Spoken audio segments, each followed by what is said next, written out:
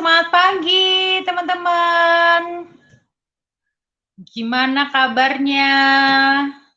Semoga hari ini semuanya sehat-sehat. Kemudian aktivitas hari ini berjalan lancar, ya, dan selalu mendapatkan berkah yang melimpah. Amin. Oke, hari ini kita ketemu lagi di hari Kamis. Hari Kamis harinya apa? Betul sekali. Hari Kamis harinya kita belajar tentang pola pikir, ya, dan ini adalah hari ke-5 atau minggu ke-5 kali saya melakukan live, ya, tentang pola pikir. Nah, sudah hampir 7 kali berarti, ya, sudah hampir lebih dari 5. Hari ini hari ke-5. Kita belajar tentang pola pikir, di mana yang pertama kita belajar tentang bagaimana ternyata kita memahami bagaimana pikiran manusia itu luar biasa dahsyatnya. Bahkan dia itu adalah magnet yang paling hebat, magnet yang paling kuat gitu ya.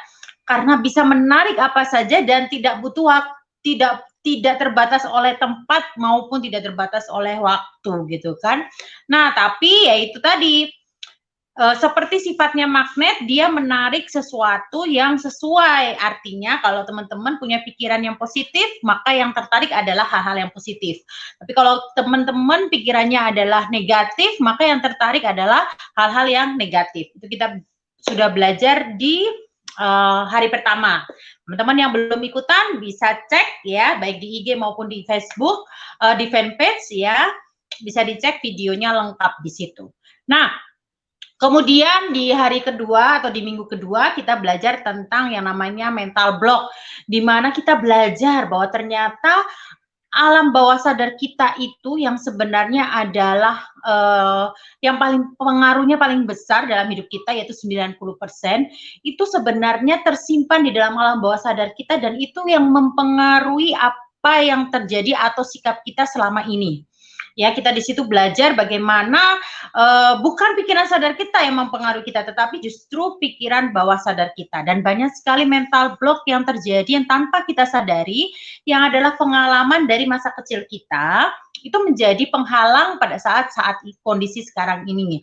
Misalnya contoh ya, gimana kita dulu sering mendengar bahwa kita sering dibilang jelek lah, atau dibilang bodoh lah, atau dibilang apalah gitu ya, yang mungkin tanpa sengaja orang mengatakan terus-menerus tentang kita, dan itu menjadi kepercayaan kita dan tertanam di alam bawah sadar kita, sehingga itu menjadi menjadi dasar atau kepercayaan kita pada saat sekarang, dan itu tidak kita sadari ya. Tiba-tiba aja kita merasa bahwa aduh, aku kok orangnya nggak percaya diri ya, aku kok merasa bahwa aku tuh nggak mampu ya. Nah, itu sebenarnya bukan karena teman-teman benar-benar nggak mampu, tetapi karena mental block yang sudah tertanam bertahun-tahun. Nah, itu teman-teman harus mulai gali ya, diri sendiri mulai gali, belajar untuk mulai dirubah, karena pikiran alam bawah sadar kita itu sebenarnya bisa di reset lagi, bisa diprogram lagi dengan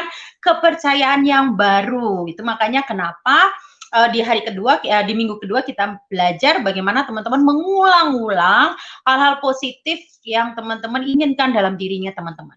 Oke, terus kemudian di minggu ketiga kita belajar tentang yang namanya mental block di bidang keuangan. Jadi nggak cuma tentang diri sendiri ya, nggak cuma tentang kepribadian kita, nggak cuma tentang mental kita gitu kan, tapi juga dalam hal keuangan pun ada yang namanya mental block keuangan. Itu artinya adalah kepercayaan yang tertanam di pikiran bawah sadar kita tentang kondisi keuangan, atau tentang pentingnya yang namanya misalnya tentang menjadi kaya. Salah satu contoh yang kita bahas di minggu ketiga, di mana kita belajar kadangkala kita sadar, pada saat kondisi sadar kita tahu bahwa kita butuh duit, tapi ternyata di bawah alam bawah sadar kita, kita percaya atau kita meyakini bahwa cari duit itu atau jadi orang kaya itu nggak baik, nggak bagus, karena orang kaya itu identik dengan orang jahat, identik dengan duit itu identik dengan perkelahian, identik dengan yang namanya pokoknya hal-hal negatif, mungkin karena pengalaman kita di masa lampau. Itu kita bahas banyak di minggu ketiga ya, dan itu pun perlu kita riset kembali bahwa sebenarnya nggak ada yang salah dengan mencari duit, dengan menjadi kaya itu nggak ada yang salah. Kenapa? Karena duit adalah benda mati. Yang terpenting adalah bagaimana kita mengelola hati kita, mengelola diri kita supaya bisa memanfaatkan uang itu untuk hal-hal yang positif, untuk hal-hal yang membawa kebaikan dan membawa berkat buat orang banyak. Dan juga bagaimana caranya kita mendapatkan uang itu dengan cara yang baik ya. Nah, itu kita sudah belajar di minggu ketiga. Teman-teman bisa lihat deh di koleksi video baik di IG maupun di fanpage. Kemudian minggu keempat kita belajar tentang yang namanya hukum.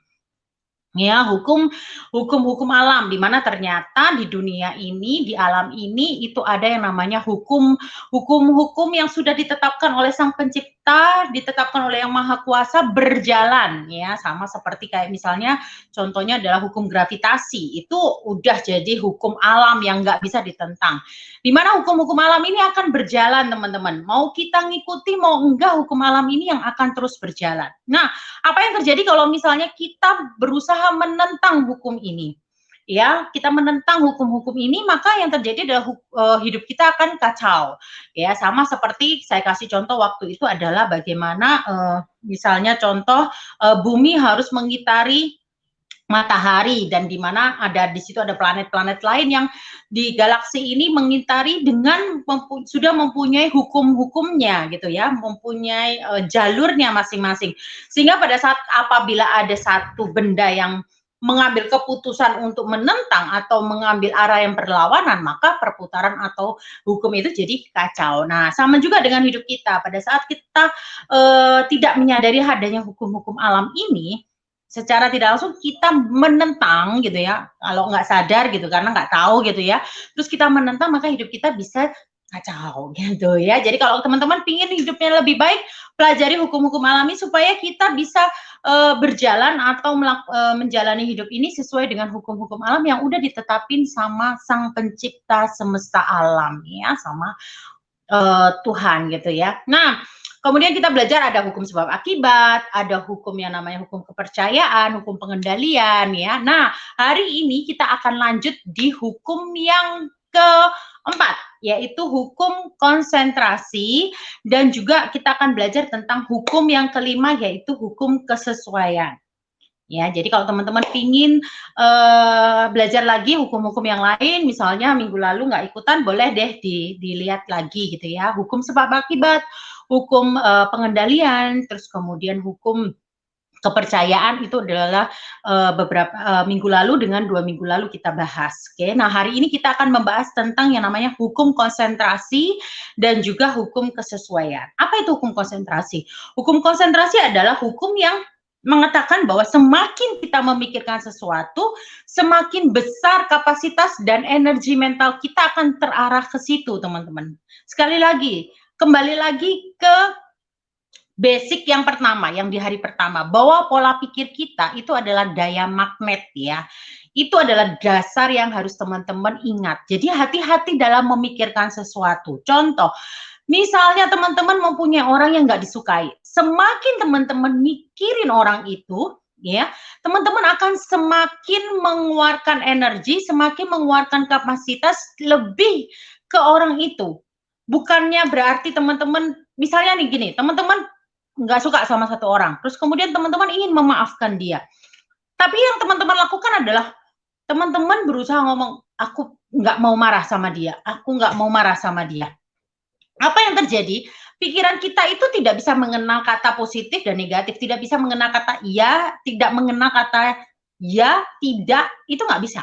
Ya, jadi pada saat teman-teman mengatakan saya nggak mau marah, pikiran kita fokusnya itu bukan di marahnya, tetapi fokusnya adalah di orang itu.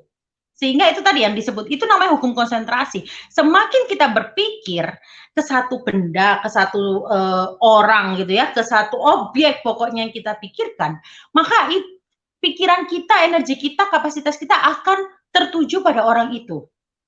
Sehingga apa? Sehingga teman-teman akan semakin susah untuk melupakan.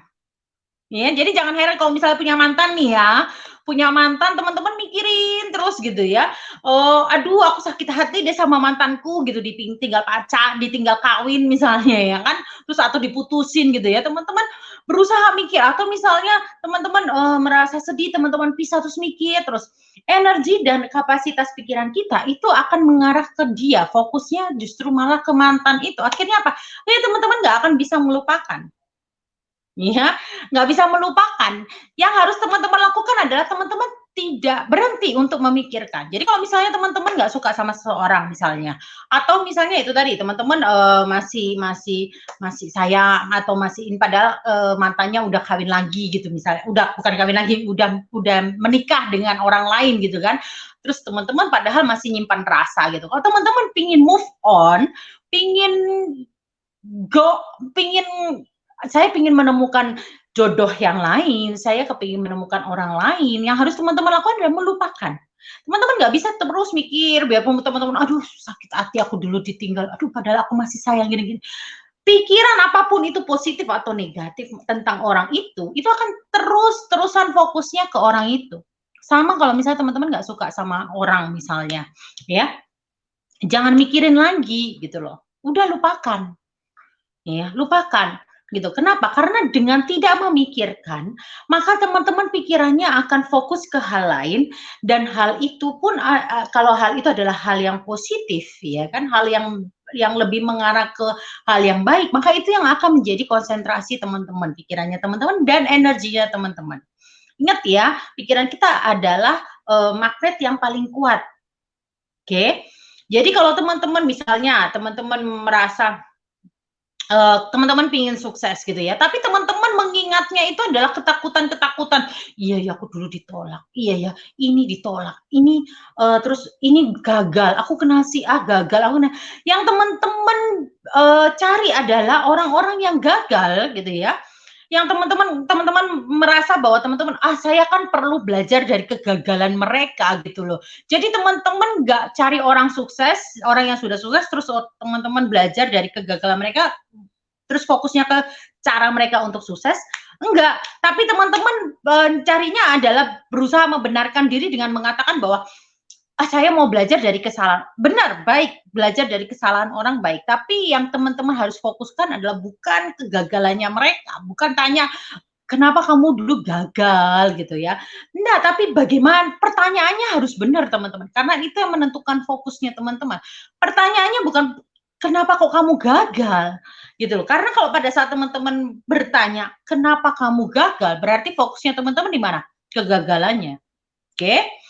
Itu sudah menunjukkan bahwa fokusnya teman-teman adalah di kegagalannya. Artinya teman-teman dalam alam bawah sadar pikirannya teman-teman adalah teman-teman takut gagal. Jadi dari pertanyaan aja kita bisa belajar mestinya kalau kita sadar gitu ya, bahwa apa yang jadi fokus kita. Tapi teman-teman harusnya bertanya ke orang yang sudah teman-teman tahu bahwa orang itu pernah gagal tapi dia bangkit. Jangan tanya, "Kenapa kamu dulu pernah gagal?" No, tapi bertanyalah, "Aku tahu kamu dulu pernah gagal, tapi gimana caranya kamu kok bisa bangkit lagi? Gimana caranya kamu sekarang kok sukses?" Itu yang mesti teman-teman tanyain. Itu artinya teman-teman fokusnya di kesuksesannya dia, ya. Jadi kadang-kadang ya kita gini, masa kata-kata aja mesti dipilih sih gitu kan, tanya aja ya tanya gitu, intinya kan sama gitu loh, tanya, "Kenapa kok kamu gagal?" Ya artinya saya mau tahu gitu loh, kenapa dia sukses gitu loh. Enggak teman-teman, kadang kita secara sadar, pikiran sadar kita tahu, ya secara sadar kita tahu arah pembicaraan kita, maksudnya. Tetapi ingat alam bawah sadar kita tidak mengenal itu. Alam bawah sadar kita mengenal adalah fokus kita apa yang kita tanyakan. Karena pada saat kita bertanya, "Kenapa kamu gagal?" Orang itu kira-kira menjawab apa? Orang itu kira-kira akan menjawab pengalamannya dia pada saat dia mengalami kegagalan. Nah, itu yang akan terekam di dalam pikirannya teman-teman. Ya, karena pertanyaan yang diajukan juga salah, teman-teman. Ya, jadi kalau bertanya itu, gimana caranya kamu bisa bangkit? Apa yang kamu tanamkan dalam pikiran kamu sehingga kamu bisa bangkit? Kamu bisa sukses? Itu yang perlu ditanyain. Kenapa? Artinya fokusnya kita adalah di kesuksesan dia. Sama dengan masalah. Ya, misalnya kita ketemu masalah, sudah tahu masalah itu ada, nggak perlu ditanyain lagi, Kok bisa masalahnya ini ada? Sudah tahu ada masalah, ngapain fokusnya ke masalah? Pada saat kita bertanya atau kita membahas kenapa masalah ini bisa terjadi, mencari siapa yang salah sehingga masalah ini terjadi, artinya bahwa pikiran kita dibawa untuk fokus ke masalah. Jadi hati-hati teman-teman, kadang banyak orang yang berpikir, loh kita kan perlu tahu akar masalahnya di mana, siapa yang salah, salahnya di mana, gitu kan? Sehingga kita bisa memperbaiki. Tapi ujung-ujungnya apa? Kebanyakan kalau kita bertanya seperti itu, ujung-ujungnya malah nggak ketemu solusi. Karena apa? Karena fokusnya di masalahnya. Akhirnya ujung-ujungnya saling nyalahin. Cari tahu siapa yang salah, siapa yang benar. Oke? Yang harus kita tanyakan adalah, oke, ini ada masalah. Terus solusinya gimana? Terus gimana solusinya supaya kejadian ini tidak terulang lagi? Terus gimana solusinya supaya masalah ini bisa diselesaikan? Itu teman-teman bedanya. Intinya sama. Mungkin teman-teman berpikir, intinya kan yang penting sama gitu loh. Kita kan cari masalahnya di mana gitu. Siapa? Kok penyebabnya di mana supaya kita bisa nyelesain itu. No, teman-teman. Enggak. Alam tidak bekerja seperti itu. Alam bekerja adalah hukum konsentrasi. Dia tidak mengenal kita fokus kita itu di hal positif atau negatif, dia tidak mengenal. Yang dia kenal adalah, yang dia tahu adalah di mana atensi kita, di mana fokus kita. Itu yang akan terus-terusan diiang-iang di dalam telinga kita, dan itu yang menjadi magnet gitu. Itu yang akan ditarik. Jadi kalau teman-teman jangan heran kalau misalnya teman-teman selalu bisa, pernah nggak yang ngalamin ya, hidup ini kok kayaknya masalah terus gitu kan, satu masalah belum selesai muncul masalah lain, satu masalah belum selesai muncul masalah lain. Nah kalau itu terjadi, coba teman-teman mulai introspeksi diri. Apa yang aku pikirkan? Apakah aku pikirkan masalah yang aku ratapi, masalah yang terjadi? Kenapa masalah ini terjadi? Siapa yang patut disalahkan dalam masalah sehingga masalah ini terjadi? Dengan pembenaran mencari tahu penyebabnya. Gitu loh. Padahal pada saat kita konsentrasi kita ke situ, ya hukum alam nih yang kerja. Gitu loh. Pikiran kita, semua energi kita akan fokusnya di masalah, dan itu akan menarik masalah lagi teman-teman. Jangan heran kalau hidup itu jadinya masalah lagi muncul, satu masalah lagi muncul, satu masalah lagi muncul gitu ya. Tapi kalau kita yang sudah tahu atau kita yang sudah melatih, ini sekali lagi nggak bisa ya tiba-tiba nggak dilatih dan segala macam, ini perlu latihan gitu loh. Tapi kalau kita melatih diri kita, terus kemudian kita mulai melatih fokus kita ke solusi, masalah kan tetap ada.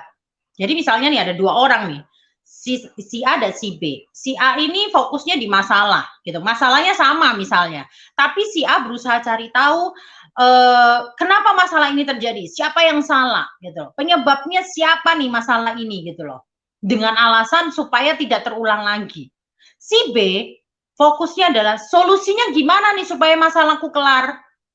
Terus supaya masalah ini tidak terjadi lagi, solusinya gimana? Mungkin pertanyaannya sama, hasil yang kepingin dicari sama, yaitu masalah itu selesai. Betul kan? Ya. Dua-dua sebenarnya tujuannya sama, menyelesaikan masalah itu. Tapi yang satu membahas masalahnya, siapa yang salah, penyebabnya apa, berusaha untuk mencari ujung dari masalah, tapi akhirnya fokusnya adalah di masalah. Sedangkan si B itu berusaha, oke, sekarang ada masalah, terus solusinya bagaimana? Terus bagaimana ke depannya supaya masalah ini tidak terjadi? Langkah-langkah apa yang harus dilakukan? Tahu nggak? Hasilnya akan beda, teman-teman. Saya yakin kalau yang pertama, itu dia nggak akan selesai-selesai masalahnya. Dan malah akan ketemu masalah baru lagi, akan datengin masalah baru lagi. Kenapa? Karena itu tadi, konsentrasinya di masalah. Walaupun alasannya kepingin cari tahu pokok masalahnya di mana dan kepingin diselesaikan. Tapi karena ada hukum konsentrasi, di mana pikiran kita kalau berkonsentrasi ke masalah ya, dia akan menuai masalah lagi. akan muncul masalah-masalah. Ya itu tadi, mungkin aja malah tambah dia jadi bermasalah dengan orang lain. Kenapa? Karena akhirnya muncul yang namanya saling menyalahkan. Yang maunya dibicarakan baik-baik, akhirnya jadi nggak baik-baik. Kenapa? Karena akhirnya saling menyalahkan. Kenapa? Karena fokusnya di masalah. Tapi kalau yang satu ini, yang si B, karena fokusnya di solusi, pertanyaan di otaknya dia adalah, fokusnya dia adalah solusinya bagaimana. Dia tidak mencari tahu siapa yang salah, pokok masalahnya ada di mana. Dia nggak mau bahas itu lagi. Wong masalah sudah terjadi, mau ngapain? Tapi sekarang gimana solusinya? Jalan keluarnya gimana? Dan saya yakin 100% si B akan cepat menemukan masalah. Tanpa harus menimbulkan masalah lain. Kenapa? Karena pada saat dia mengkomunikasikan itu dengan orang lain, misalnya dia membicarakan itu dengan pihak lain gitu kan, tidak akan menimbulkan saling menyalahkan, tidak akan menimbulkan kesan seakan-akan yang satu pihak disalahkan, yang satu pihak merasa benar.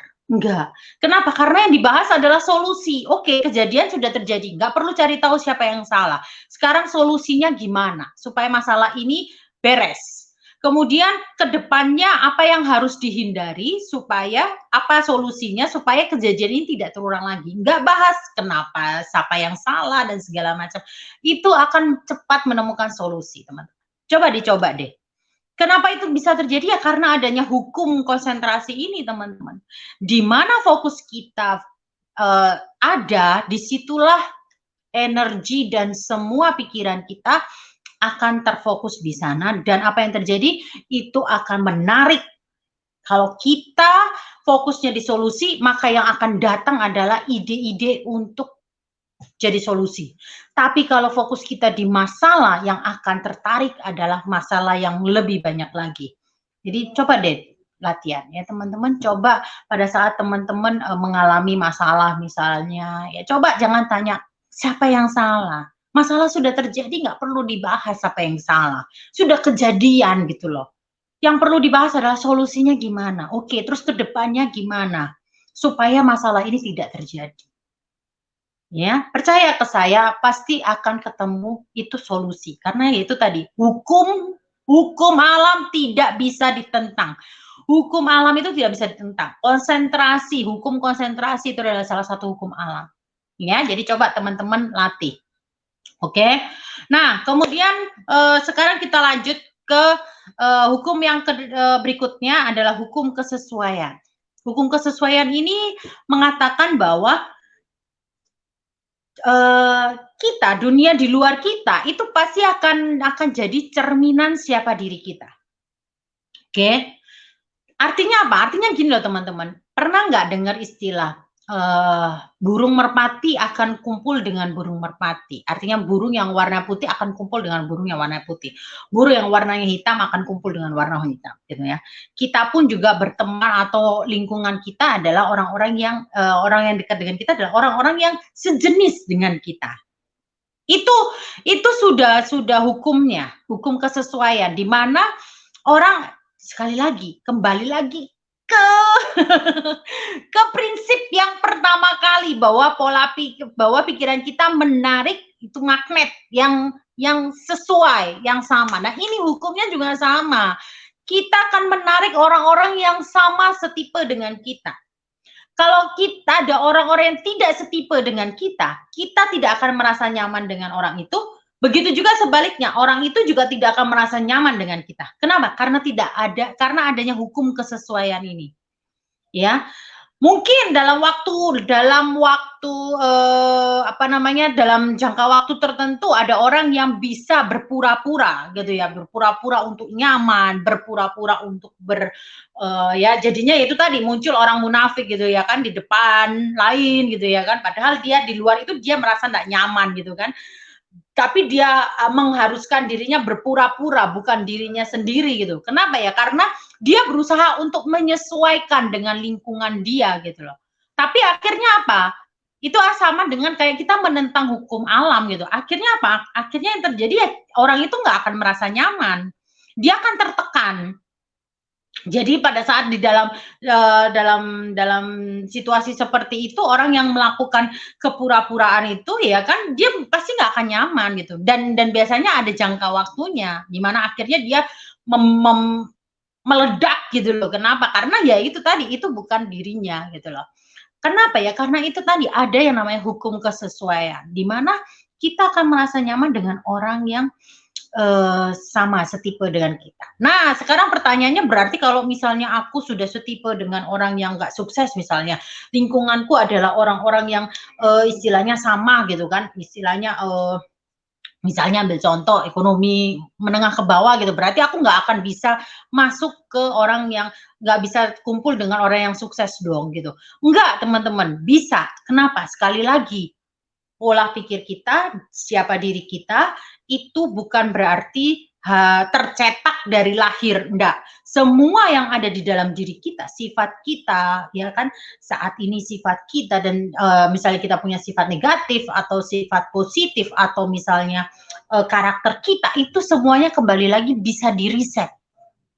Kita tahu diri kita sekarang nggak bagus nih, nggak baik nih, ya kita menganggap bahwa lingkungan saya ini untuk masa depan saya nggak baik misalnya contoh, kita bisa meriset diri kita, memperbaiki diri kita, ya baru kemudian kita bisa ngumpul dengan orang yang sama. Makanya kenapa kalau misalnya teman-teman tidak melakukan perubahan dulu di dalam dirinya teman-teman, teman-teman akan terus merasa nyaman di lingkungannya teman-teman. Tapi pada saat teman-teman mulai merasa tidak nyaman, ya berarti ada yang berubah dalam diri teman-teman. Nah sekarang tinggal pertanyaannya berubahnya ke arah baik atau enggak gitu loh. Ya, jadi orang yang sudah merasa tidak nyaman dalam satu lingkungan atau misal dalam satu pergaulan, berarti dia sudah mengalami perubahan sebenarnya. Tinggal sekarang perubahannya itu mengarah ke baik atau enggak. Misalnya contoh, dia dia biasa misalnya kumpul dengan orang yang suka ngerokok misalnya, ya kan? Terus dia pingin bertobat, dia pingin berhenti ngerokok gitu. Dan dia benar-benar pingin gitu. Pada saat dia kumpul dengan teman-temannya yang dulunya merokok gitu loh, dia mulai tidak nyaman. Ya kan? Nah, itu berarti dirinya dia mulai ada perubahan. Dan perubahan itu yang nanti akan membuat dia akhirnya menemukan atau mencari lingkungan yang baru. Yang membuat dia nyaman. Oke, tapi ingat lagi, perubahan itu ada yang positif, ada yang negatif gitu loh. Kalau teman-teman lingkungannya udah bener nih, terus teman-teman tiba-tiba merasa tidak nyaman dengan lingkungan itu, ya berarti mungkin perubahan teman-teman perubahan yang ke arah negatif gitu loh. Jadi teman-teman tinggal lihat aja lingkungan teman-teman orang-orang seperti apa. Itu adalah tipe-tipe yang cerminan diri kita pada saat itu gitu loh. Misalnya teman-teman dulu senengnya kumpul dengan orang yang positif. Contoh ya, ini contoh. Senang dengan kumpul dengan orang-orang positif. Teman-teman jadinya nyaman pada saat bicara positif ya. Tapi satu momen di mana teman-teman berubah. Teman-teman pola pikirnya jadi berubah jadi negatif gitu. Pada saat teman-teman kumpul dengan teman-temannya yang positif, teman-teman nggak merasa nyaman. Karena merasa itu tadi beda sendiri gitu loh. Yang lain ngomongin solusi, teman-teman ngomongnya masalah terus gitu kan. Yang ngomongnya solusi nggak nyaman, teman-teman yang ngomongnya masalah juga nggak nyaman. Akhirnya apa? Akhirnya teman-teman keluar dari lingkungan orang yang positif itu mencari lingkungan yang sama, yaitu orang-orang yang seneng komplain, seneng ngomong-ngomong negatif, seneng ngomong masalah. Itu bisa. Nah itu berarti perubahan yang nggak lebih baik, gitu loh. Kalau teman-teman mau berubah lagi jadi positif bisa dengan cara teman-teman mulai rubah dirinya teman-teman. Teman-teman nggak bisa ya, sekali lagi teman-teman nggak bisa ngerubah orang lain. Jadi teman-teman jangan berharap bahwa teman-teman ngelihat dirinya teman-teman ini ya, teman-temannya Anda misalnya, saya berteman dengan si A, si B, si C, terus kemudian saya lihat A, B, C ini kok negatif ya. Saya merasa ini enggak benar ini. Pikiran bawah sadar saya mengatakan ini negatif terus deh. Saya berusaha ngomong positif gitu, tapi diri saya sendiri di alam bawah sadar saya masih negatif. Nggak akan bisa. Kenapa? Karena saya akan terus merasa nyaman ngumpul dengan mereka. Karena pikiran dalam alam bawah sadar kita pada saat alam bawah sadar saya menguasai, saya tetap akan ngomong negatif dan saya merasa nyaman ngumpul dengan orang-orang yang negatif. Dan pada saat saya berusaha untuk positif, terus kayak berusaha untuk mengubah si A, si B, si C, nggak akan bisa. Nggak ada orang yang bisa merubah diri orang lain. Yang bisa merubah diri kita adalah Tuhan dan diri kita sendiri. Begitu juga orang lain. Kita tidak akan pernah bisa merubah orang lain. Seberapa kuatnya kita. Yang bisa merubah hanya Sang Pencipta karena Dia yang menciptakan, Dia yang bisa menyentuh, Dia yang bisa menjamah hati orang itu supaya orang itu merasa bahwa sadar. Karena sekali lagi kalau mau berubah itu yang pertama adalah sadar. Sadar dulu, kayak mental block ya, yang mental block yang pernah saya sadar dulu, akui, oke, saya sekarang orangnya jadi negatif nih misalnya. Saya mau berubah jadi positif. Akui, oke, saya mengalami perubahan jadi nggak baik, fokus saya kok malah jadi masalah ya, gitu loh.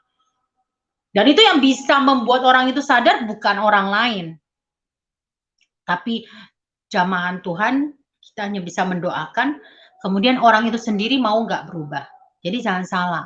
Kadang Tuhan itu sudah memperingatkan kita, ya, tapi kadang kitanya sendiri yang keras kepala tidak mau berubah.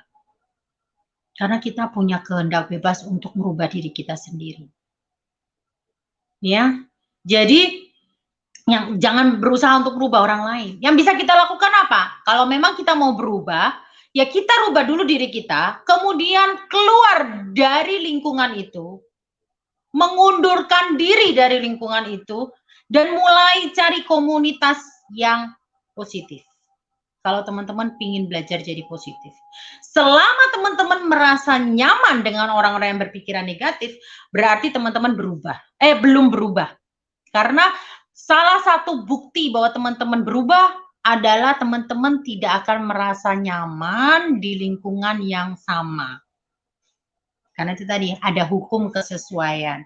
Di mana orang akan merasa nyaman dengan orang yang sama, setipe. Itu hukum kesesuaian, teman-teman. Makanya jangan heran kalau misalnya kita lihat ada ibu-ibu yang gumbulannya itu hampir mirip semua gitu ya kan, hobinya hampir mirip gitu. Terus kemudian ibu-ibu yang suka, misalnya nih, ibu-ibu yang suka ngomongin orang, gosipin orang, itu biasanya segumpulan itu juga orang-orang yang suka ngomongin orang. Biarpun ada yang mungkin orangnya pendiam, nggak ngomong, tapi dia sebenarnya seneng. Kenapa? Karena dia seneng dengerin gosipnya orang lain gitu loh, ya kan, gosip tentang orang lain dia seneng gitu. Berarti itu setipe gitu loh. Tapi ada orang-orang yang, aduh kok ngomongin orang lain sih, udah nggak nyaman, ada. Tapi ada orang yang memang setipe, senengin ngomong orang lain, ya itu biasanya setipe. Itu berarti di situ sudah. Jadi kalau teman-teman pingin cari sesuatu yang istilahnya pingin tahu berita-berita, kan kita sering tuh yang kadang ya, kamu kalau mau tahu berita itu tuh di kumpulan itu tuh, di situ tuh banyak berita. Nah itu berarti kumpulannya itu seneng ngomongin orang, berita gosip apapun tahu gitu loh. Kenapa ya? Ya karena lingkungan itu ya sama, orang-orang itu akan seneng ngomong, orang-orang yang seneng ngomongin orang lain gitu loh. Orang-orang yang tahu apa urusannya orang lain itu tahu gitu ya kan. Tapi ada orang-orang yang kayaknya cuek gitu ya kan, kayaknya, kamu tahu nggak ini? Enggak, aku nggak mau tahu gitu kan. Enggak, aku nggak tahu gitu. Apa-apa ditanyain, kamu tahu nggak berita ini? Nggak tahu. Kamu tahu nggak berita ini? Nggak tahu. Kayaknya kurang bergaul gitu ya. Tapi mungkin aja memang orang-orang itu adalah tipe-tipe orang yang nggak mau tahu urusan orang lain gitu loh. Itu tipe-tipe yang sendiri gitu loh. Jadi semua ngumpul, ada apa ya? Ada kesesuaian, itu yang namanya hukum kesesuaian gitu. Di mana orang pasti akan ngumpul dengan orang ngumpul gitu ya kan. Jadi itulah. Jadi kalau teman-teman merasa bahwa teman-teman apa yang terjadi pada teman-teman sekarang ini itu dipengaruhi juga. Teman-teman bisa lihat, bukan dipengaruhi sebenarnya. Teman-teman bisa lihat bagaimana teman-temannya, lingkungannya teman-teman. Kalau teman-teman sering bergaul dengan orang-orang yang negatif, orang-orang yang sering ngomong negatif, jangan teman-teman bilang, temanku itu negatif. Padahal teman itu sering teman-teman ngobrol, sering dekat gitu. Terus teman-teman ngomong, orang itu loh negatif. Jangan salah, kalau Anda suka ngobrol dengan orang itu, ya berdekat dengan orang itu dan nyaman dengan ngomong dengan orang itu, teman-teman nggak bisa bilang bahwa si A itu seneng ngomongin orang lain atau seneng pikirannya negatif dan segala macam. Karena artinya teman-teman juga sama, karena itu setipe, gitu loh, setipe teman. Itu yang namanya hukum kesesuaian.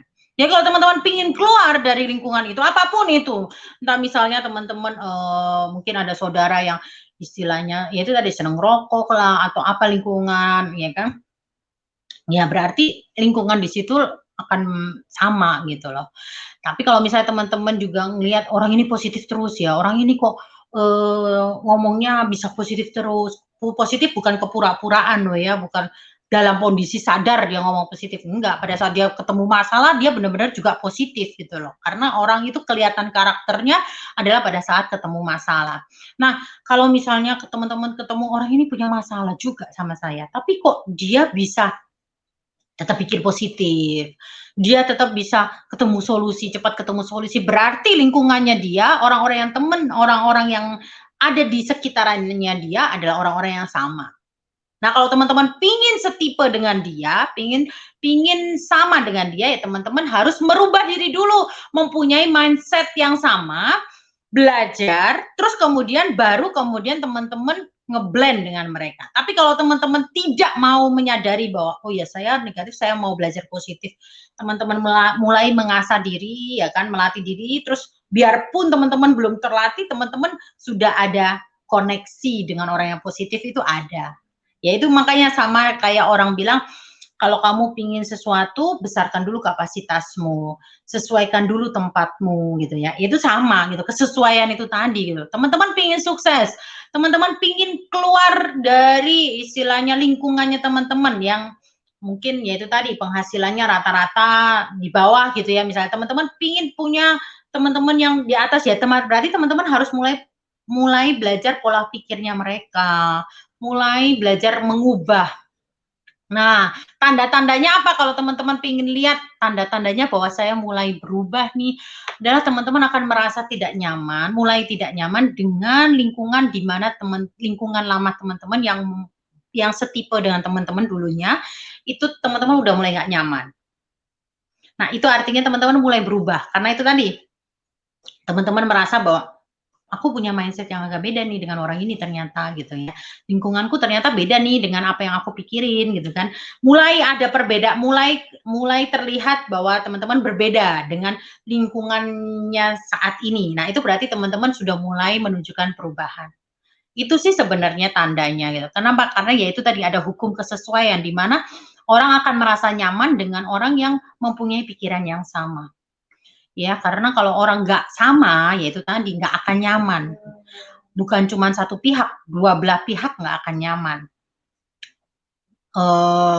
Karena bertentangan, gitu loh. Karena bertentangan, jadi nggak akan nyaman. Jadi jangan heran kalau misalnya tiba-tiba, oh kok aku sekarang kok jadinya nggak nyaman ya dengan si A, tapi nyamannya dengan si B gitu ya. Berarti mungkin ada perubahan dalam diri kita yang membuat kita jadinya tidak nyaman. Atau ya itu tadi kita tetap, orang itu yang berubah.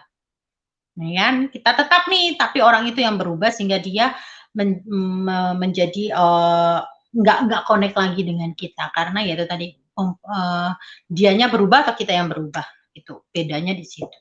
Ya itu yang namanya kesesuaian. Jadi teman-teman kalau pingin hidupnya teman-teman lebih baik ya bergumullah, perbaiki diri itu yang penting, sadari ya apa yang perlu diperbaiki dalam diri, terus kemudian coba cari orang-orang lingkungan yang menurut teman-teman baik untuk teman-teman. Terus kemudian pelajari apa yang mereka lakukan dan teman-teman mau berubah. Kalau teman-teman nggak mau berubah, teman-teman nggak sadar, terus teman-teman nggak mau berubah, teman-teman nggak akan ngeblend dengan mereka. Tapi kalau teman-teman tahu bahwa oke, saya butuh orang-orang lingkungan, orang-orang yang positif, ya, misalnya contoh itu paling gampang ya, yang butuh orang-orang yang positif gitu. Teman-teman mau belajar untuk berpikir positif. Teman-teman mau belajar untuk melatih pikirannya teman-teman untuk fokusnya di solusi misalnya. Ya bergaulah dengan orang-orang yang mempunyai sifat seperti itu. Tapi teman-teman nggak boleh keras kepala. Artinya pada saat di situ teman-teman berusaha untuk malah menentang apa yang dia omongin salah. Apa-apa salah, apa-apa salah. Ya teman-teman sendiri nggak akan nyaman, orang yang teman-teman mau masukin itu juga nggak akan nyaman. Kenapa ya? Karena teman-teman keras juga nggak mau berubah. Lain kalau misalnya teman-teman sudah sadar, kemudian teman-teman, oh ya aku pingin masuk di situ, terus aku pingin belajar. Nah, itu pasti teman-teman akan mau untuk dibentuk, akan mau mulai untuk melihat, oh ya ternyata orang positif itu latihannya begini ya, gitu. Sama kayak misalnya teman-teman merasa lingkungannya teman-teman sekarang ini adalah orang-orang yang misalnya menengah ke bawah, pingin untuk naik nih, jadi orang-orang kaya gitu ya misalnya, atau menengah ke atas. Nah, teman-teman harus belajar. Pada saat ngobrol itu teman-teman harus bisa belajar, oh ternyata mindset mereka begini ya gitu. Tapi ya itu lagi kembali, teman-teman mau nggak dibentuk. Kalau teman-teman di alam bawah sadarnya teman-teman menentang, misalnya contoh, orang ngumpul dengan orang yang sukses nih, orang sukses bilang, wah jadi kaya itu nggak salah, wah aku kepingin dapetin penghasilan lagi, lebih karena aku pingin bantu orang ini, aku kepingin bangun masjid, aku kepingin bangun gereja misalnya contoh. Terus teman-teman alam bawah sadarnya belum benar nih dan nggak mau dibentuk, teman-teman nggak mau berubah, alam bawah sadarnya teman-teman akan bertentangan, akan bilang, kan orang kaya itu kan apa sih mau dibawa, apa yang mau dibawa mati, harta nggak dibawa mati kan gitu. Kemudian orang kaya ini pasti nanti dia pelit, pasti dia mau bangun ini karena dia jadi bertentangan gitu loh. Biarpun teman-teman di depannya orang itu, tapi dalam bawah sadarnya teman-teman itu bertentangan karena teman-teman nggak mau ngerubah. Paham ya maksud saya ya? Nggak mau berubah gitu loh, nggak mau ngajak pikiran alam bawah sadarnya, kamu diem duduk belajar gitu kan, terima hal-hal baru supaya pikiranmu yang lama itu hilang gitu loh, diganti. Nah, kasarannya kayak gitu, ngomong ke pikiran alam bawah sadar gitu ya. Kalau teman-teman nggak ngelakuin itu dan nggak mau berubah ya nggak akan bisa. Paham ya teman-teman? Jadi harus teman-teman dari teman-teman sendiri memang mau dan teman-teman sadar, teman-teman mau berubah sehingga bisa mengajak pikiran alam bawah sadarnya untuk ayo kita masukin hal-hal positif. Nah, supaya teman-teman masukin hal positif adalah mulai ganti pergaulan. Ya, kalau tahu bahwa orang-orang di sekitarnya teman-teman saat ini adalah orang-orang yang tidak membawa teman-teman jadi lebih baik, malah teman-teman jadi lebih negatif, malah teman-teman jadi lebih banyak komplain, malah teman-teman jadi tidak banyak bersyukur misalnya, ya berarti ada yang salah dengan lingkungan. Kalau teman-teman merasa bahwa itu salah dan teman-teman ingin berubah, pertama ya sadari, oke, berarti saya orang seperti itu, saya mau berubah. Sadari, terus itu tadi, memang mau. Kemudian mulailah cari orang-orang yang memang teman-teman tahu punya sifat yang teman-teman pinginin, misalnya pingin positif, pingin fokusnya pada solusi gitu kan, ya mulailah berkumpul dengan mereka. Biarpun awalnya mungkin teman-teman merasa ada apa namanya, agak berat karena pertentangan batin kan istilahnya, baru ada ini kan, ada alam bawah sadar. Tapi kalau teman-teman tahu bahwa teman-teman mau berubah, teman-teman akan bisa mengisi itu gitu loh. Teman-teman akan bisa menguasai dirinya teman-teman untuk mengajari pikiran alam bawah sadar teman-teman bahwa berubah, mulai latihan, ngajak dia untuk latihan gitu. Karena ya itu tadi teman-teman sadar bahwa saya harus berubah. Saya harus ngilangin pikiran alam bawah sadar saya, kebiasaan saya nggak baik, saya harus mulai berubah. Memang proses perubahan itu tidak nyaman. Ya, proses perubahan itu tidak nyaman, tetapi percaya selama teman-teman juga minta dimampukan sama Tuhan, sama Allah, sama Sang Pencipta. Apapun keyakinan teman-teman, mintalah kemampuan, maka teman-teman akan bisa melakukannya dengan menjalani prosesnya. Proses ya, saya nggak bilang pada saat teman-teman minta dimampukan, hari ini berdoa, besok pagi sudah langsung berubah, no, proses. Ya itu pun kadang seringkali kita diuji juga, bener nggak gitu kan. Pada saat kita lolos ujian, maka kita akan menjadi pribadi yang berbeda. Oke? Oke itu teman-teman, ada materi yang saya bawakan hari ini, semoga bermanfaat. Jadi ingat ya, di dalam hidup ini ada yang namanya hukum konsentrasi. Hati-hati dengan fokus kita, hati-hati dengan apa yang kita katakan, karena seringkali apa yang kita katakan itu adalah cerminan dari pola pikir alam bawah sadar kita. Ya, jadi hati-hati kalau misalnya bertanya sesuatu, itu menentukan fokus Anda di mana. Kalau bertanya, gimana caranya kamu bangkit dari kegagalan, berarti kita fokusnya di kegagalan. Tapi bertanyalah bagaimana caranya kamu bangkit. Fokusnya adalah bagaimana dia bisa bangkit. Bagaimana caranya kamu bisa sukses. Fokusnya adalah di sukses. Ya, kalau ada muncul masalah, jangan bertanya siapa yang salah, kenapa masalah ini bisa terjadi, siapa yang harus disalahkan, siapa yang harus benerin. Enggak, gitu. Enggak.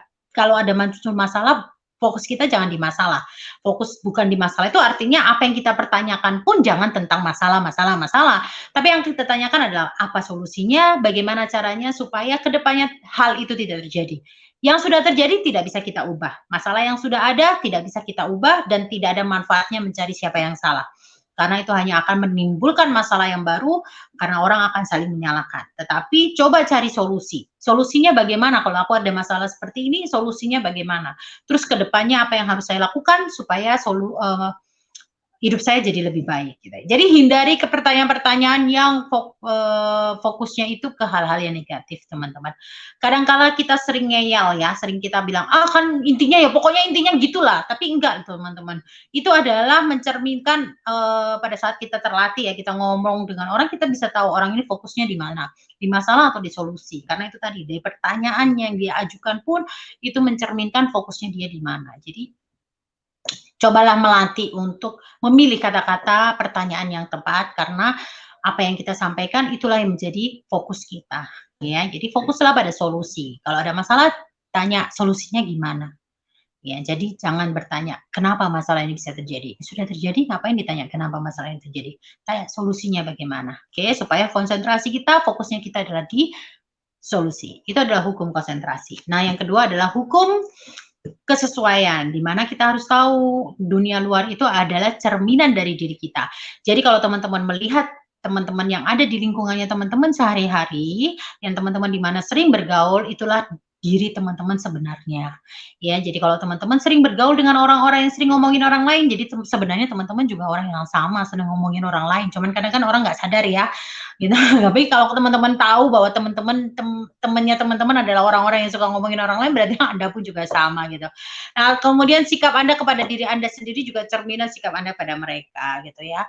Artinya yaitu tadi apa yang teman-teman tuntut di orang lain itu sebenarnya teman-teman juga nuntut kok diri teman-teman sendiri gitu. Jadi itu yang namanya kesesuaian. Kemudian dengan siapa Anda bergaul dan berteman mencerminkan siapa diri Anda sebenarnya. Itu tadi yang saya katakan ya. Kalau Anda ingin tahu siapa diri Anda bingung saya orangnya seperti apa, lihatlah teman-teman yang bergaul dengan Anda sehari-hari itu adalah cerminan diri Anda sendiri. Kenapa? Karena itu tadi ada istilah, ada pepatah, burung yang bulunya hitam akan berkumpul dengan bulu yang berbulunya hitam. Jarang ada burung yang berbulu hitam kumpul dengan burung yang berbulu putih. Begitu juga sebaliknya, burung yang berbulu putih jarang banget kumpul dengan burung yang berbulu hitam. Hampir nggak pernah gitu ya kan, karena yaitu kumpulannya akan sesuai, sama itu karena yaitu ada daya tarik menariknya. Jadi itu adalah hukum kesesuaian. Jadi teman-teman kabar baiknya kalau teman-teman udah belajar hukum-hukum alam ini bukan berarti ini adalah harga mati, harga mutlak di mana teman-teman sudah tidak bisa berubah.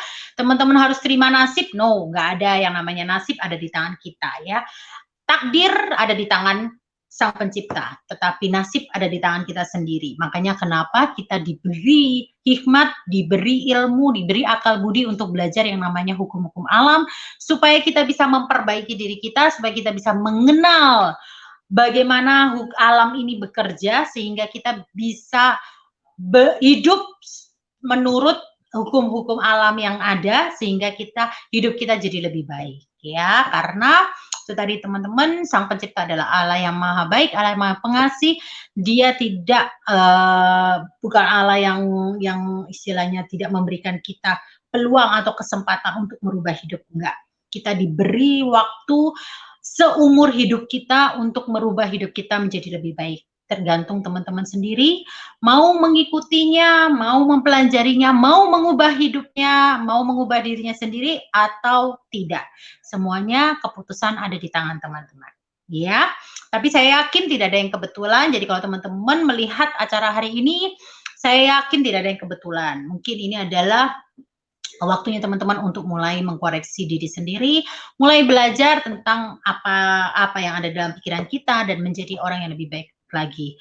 Saya pun bukan berarti saya ngomong begini saya menjadi orang yang paling baik, enggak. Saya pun masih diproses sangat masih belajar, diproses gitu.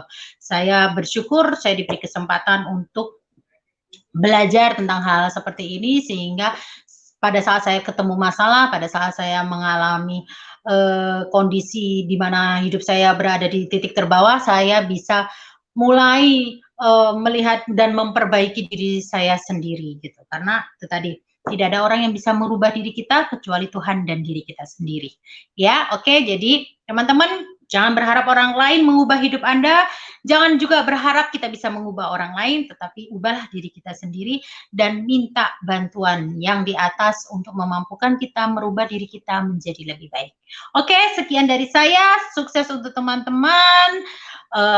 Saya doakan teman-teman selalu sehat, penuh dengan sukacita, penuh dengan berkat, dan yang pasti ingat 3M ya, jaga kesehatan, selalu bersyukur, dan manfaatkan kesempatan yang Tuhan berikan setiap hari. Pada saat kita masih bisa bangun, berarti itu adalah kesempatan kita untuk merubah diri kita jadi lebih baik. Sekian dari saya, sampai ketemu minggu depan di pola pikir berikutnya, dan God bless. Love you. Dah.